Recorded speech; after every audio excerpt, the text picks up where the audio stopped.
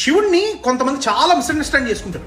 ఎందుకంటే వృకాసురుడు అనే ఒక రాక్షసుడు వాడికి ప్రపంచం మీద ఆధిపత్యం చలాయించాలని చెప్పి ఉండి వాడు ఘోర తపస్సు చేద్దాం అనుకుంటాడు. అయితే నారద మహర్షి అడుగుతాడు అనమాట, ఎవరికి తపస్సు చేద్దాం అనుకుంటున్నాను ఆయన నువ్వు అని అడుగుతాడు. అంటే బ్రహ్మగారికి చేయనా అంటాడు.